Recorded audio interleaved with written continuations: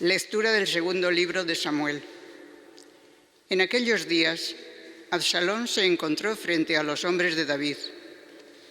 Montaba un mulo y, al pasar el mulo bajo el ramaje de una gran encina, la cabeza se enganchó en la encina y quedó colgado entre el cielo y la tierra, mientras el mulo que montaba siguió adelante.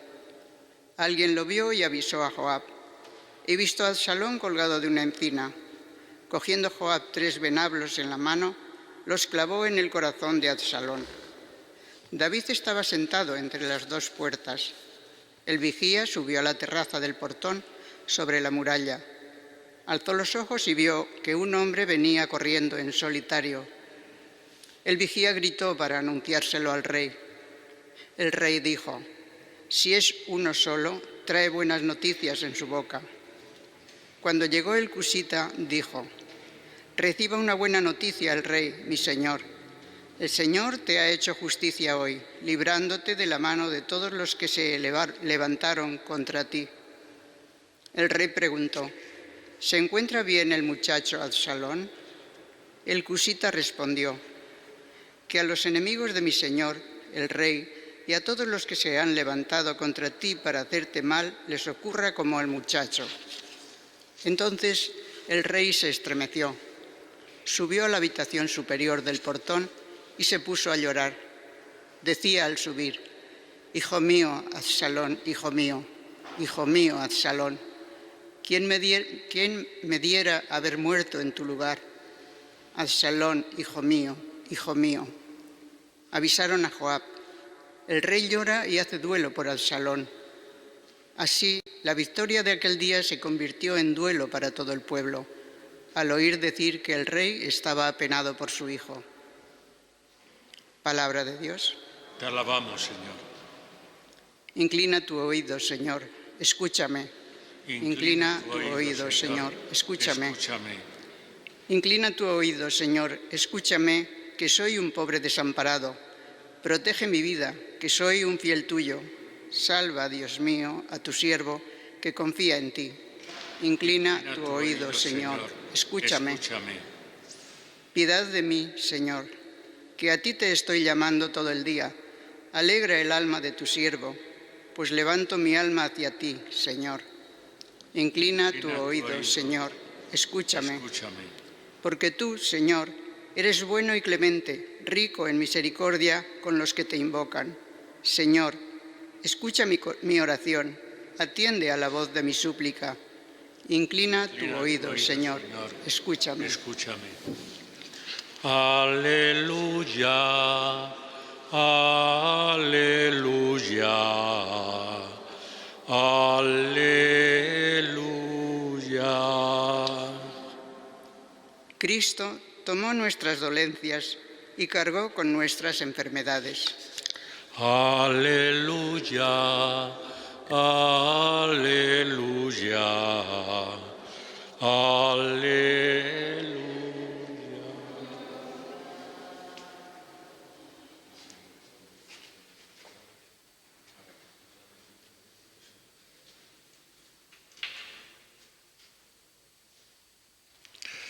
El Señor esté con vosotros.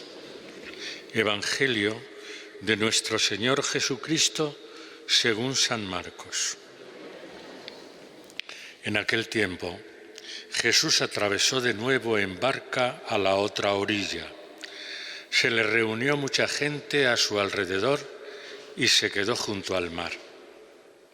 Se acercó un jefe de la sinagoga que se llamaba Jairo y al verlo se echó a sus pies rogándole con insistencia: «Mi niña está en las últimas. Ven, impón las manos sobre ella para que se cure y viva». Se fue con él y lo seguía mucha gente que lo apretujaba.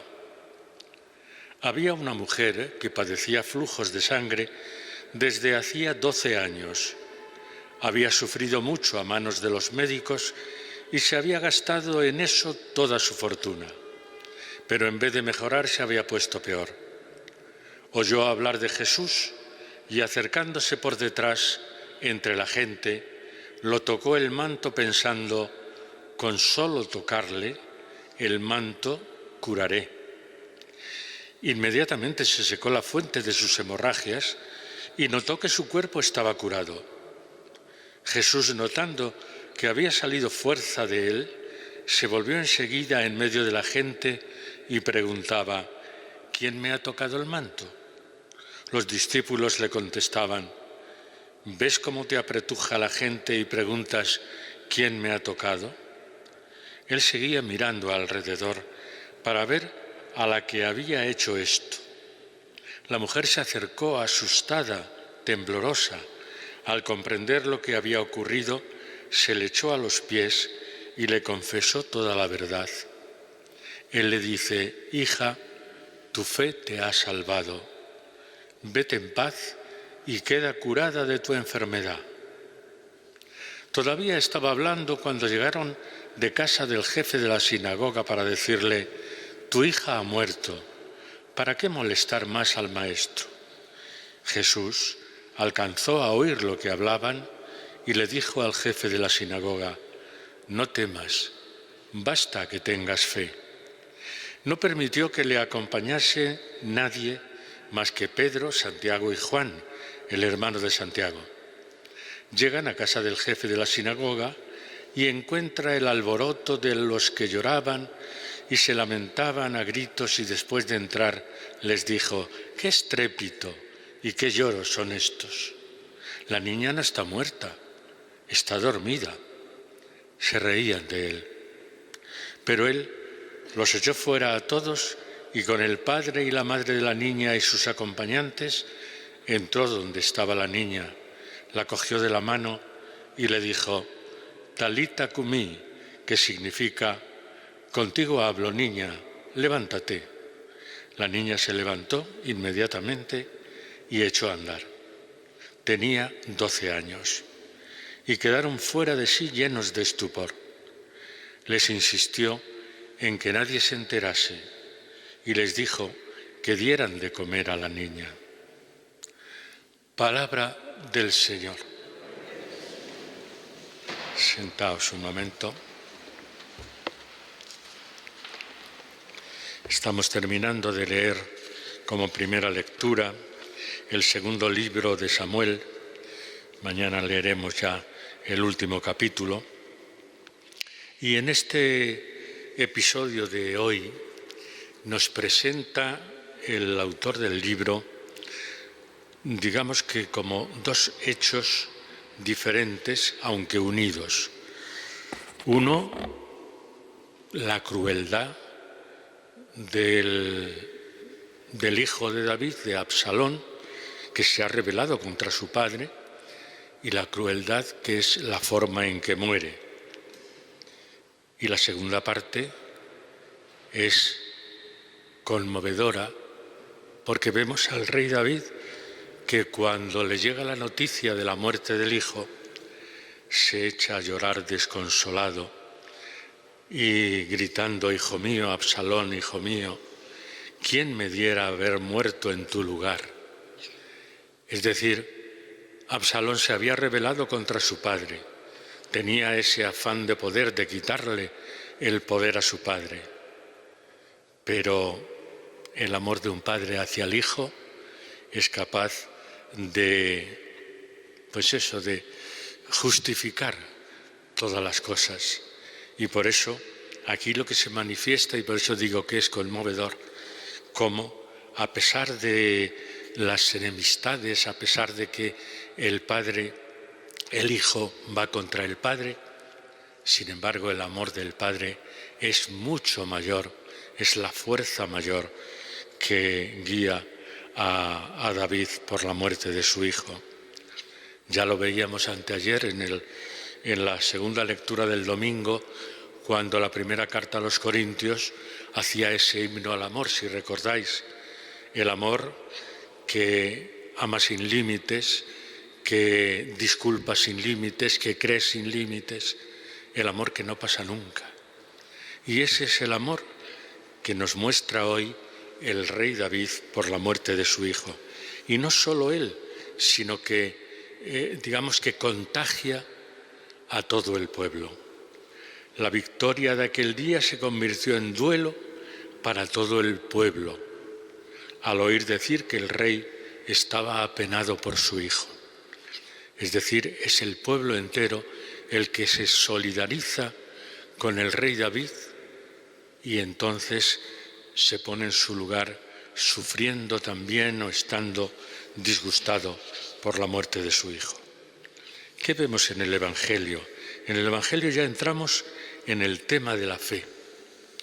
El tema de la fe, que es lógicamente algo fundamental e importante para nosotros.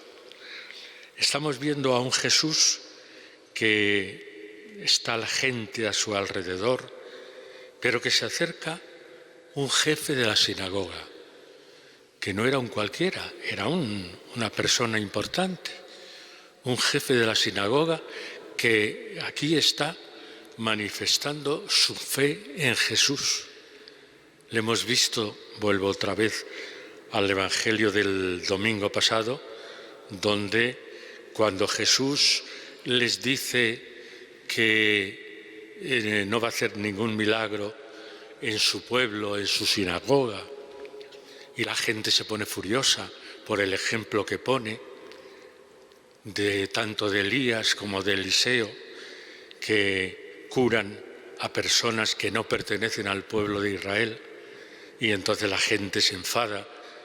Bueno, pues aquí vemos a un jefe de la sinagoga que sí que cree en Jesús y que por lo tanto se echa a sus pies rogándole con insistencia: mi hija está en las últimas, ¿por qué no vienes y la curas? Y Jesús se pone en camino, acompañando a Jairo. Y entonces nos narra el evangelista Marcos, nos narra otro episodio distinto, el de la mujer que tenía flujos de sangre. Más de una vez hemos comentado ya cómo el no poder tener hijos en Israel era una desgracia absoluta, era como una muerte en vida. Y entonces esta mujer también piensa que con solo tocarle el manto podría darse el milagro. Y efectivamente, así es. Toca el manto sin que nadie lo vea, sin que nadie la mire, en medio de esos apretujones, pero inmediatamente, dice San Marcos, se secó la fuente de sus hemorragias y notó que su cuerpo estaba curado. Y Jesús sí que lo nota. Jesús dice: ha salido fuerza de mí. ¿Quién ha sido? ¿Qué ha pasado? Pero ¿cómo te pones a preguntar estas cosas? Le dicen los propios discípulos, con tanta gente que está aquí apretujándonos. Y llega la mujer y le confiesa: he sido yo. ¿Y qué es lo que dice Jesús? Tu fe te ha salvado. Vete en paz y queda curada en tu enfermedad. La fe en Jesús cura la enfermedad, también la enfermedad física. La fe en Jesús nos libera hasta de la enfermedad física. Y el segundo episodio, el de la niña. Tu hija ha muerto, le dicen al jefe de la sinagoga. ¿Para qué molestar más al maestro? Y Jesús, ¿qué le dice a Jairo? No temas, basta que tengas fe. Volvemos al tema de la fe. A la mujer le dice: tu fe te ha salvado, y a Jairo, cuando le dan la noticia de la muerte de la niña, le dice: no temas, basta que tengas fe. Y así ocurre. Llegan hasta la ciudad, hasta el lugar donde estaba la niña muerta, y entonces él dice, quizá para consolar a los que estaban llorando: la niña no está muerta, está dormida. Pero ¿qué cosas dice este hombre? Se reían de él. Y entonces es cuando se produce el milagro. Otra vez lo mismo. La fe libera hasta de la muerte. Antes decíamos de la mujer que era como muerta en vida, y ahora hablamos de una muerta de verdad, de la niña.